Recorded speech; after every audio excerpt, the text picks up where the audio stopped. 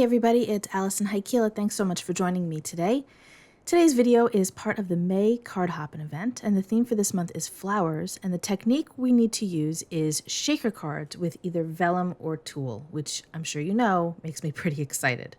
So, I have a couple of stamps from the Greetery. This first one is called Honey Jar, and then I have the Buzzworthy Sentiments. And then I have a new set of dies from Altenew called Wild Rose 3D die. I decided to use some old gel press prints, some pattern papers, and a cardstock to create the foliage and the flower for this card.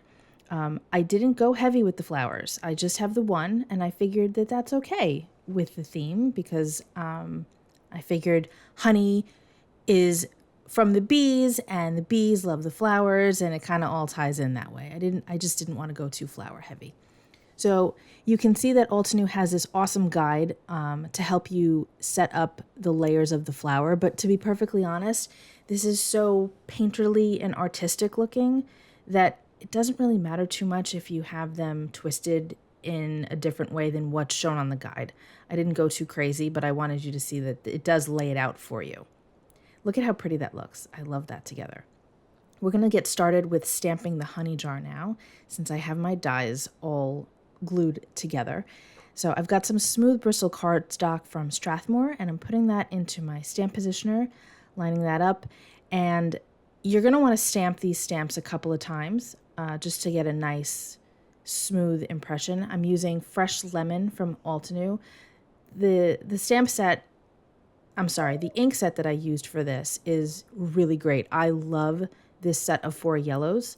I think it's called Pocketful of Sunshine. I've got all of the links in my description box below. I only used 3 of the shades of yellow in the set because it's only got 3 layers for the honey jar.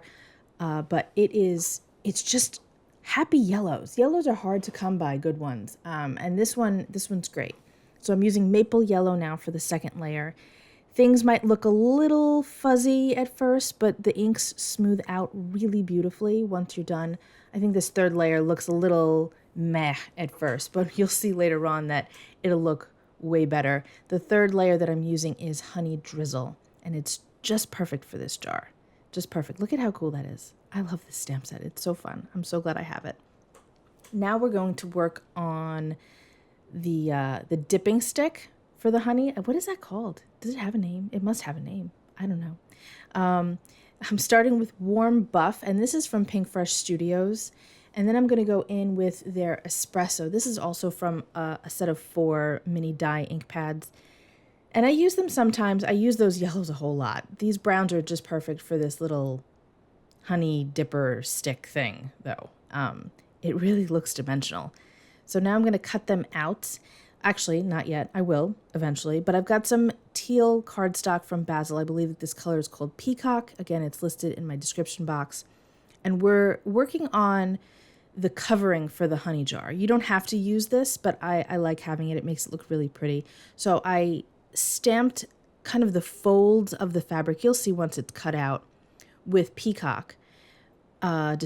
Peacock Feathers, distress ink, but it wasn't really showing too great when I put the ribbon on there, so I went in with prize ribbon, and that made it look a lot better. And you could see it there on my table that it looks totally adorable. Now I've got this old paper pad from Doodlebug, and I love it. I use it so much, and I really wish I could get more of it, but I can't seem to find it anywhere. And I'm placing my items kind of loosely around just to see where I want to position that hexagon die. That's from Waffle Flower. It's the 8th largest die in the set, to be very specific. So I have my position there. I cut it out, and now I'm just starting to glue a couple of things together just so that I can get my shaker going. I think this looks so cute. I love those colors together, that golden yellow with the teal and then the peaches and those bright greens. I don't know, it makes me happy. I hope it makes you happy too. So I'm just trying to figure out where everything is going to go. And now I'm going to glue these pieces down, not the bees yet. The bees will be later, and I'm not going to put them where I had them originally because I'm going to add my foam tape in a little while. And I want to make sure that I have the foam tape where that honey jar is overlapping the window because we don't need our shaker bits to go behind there. So I figured it was easier for me to just glue these parts down before I built the shaker, especially because it's nice and flat, right on my table. I removed that leaf from that top bunch there so that I can place it somewhere else because, we want to use all of the parts and have them all showing. And it looks nice when you spread them out a little bit.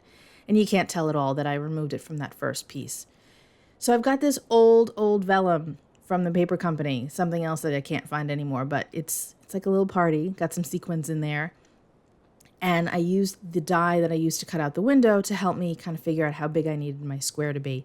And I'm just using some Barely Arts glue to attach that so that my window is closed.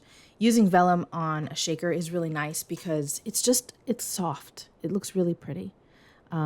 It's not that using acetate is harsh per se, but it just softens everything up. I grabbed 2 sets of sequins from Doodle's Paper Playground, which unfortunately you can't get anymore. And now I'm picking out paper from MFT to see what kind of plaid I want to put behind there. And there were so many good choices. I really wasn't sure which way I was going to go. Originally, I was going to just use teal, but I thought that this teal with the lemon and the white looked really pretty. So now I'm going to start the fun process of adding foam tape to the back. I do have some foam tape links in my description box.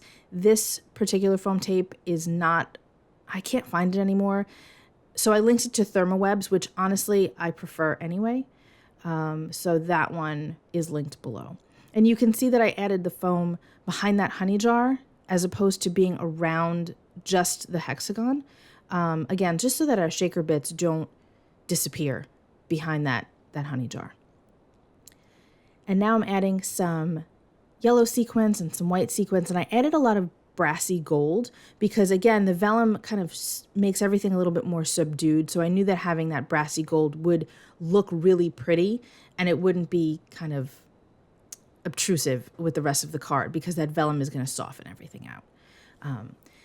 So this hop is part of the Card Hoppin group that you can find on Facebook. We started on Handmade Happiness, and now we have our own little group just to kind of keep our hops easily accessible to each other. You can certainly join us anytime you want. Every month we have a different theme and a technique that we need to use.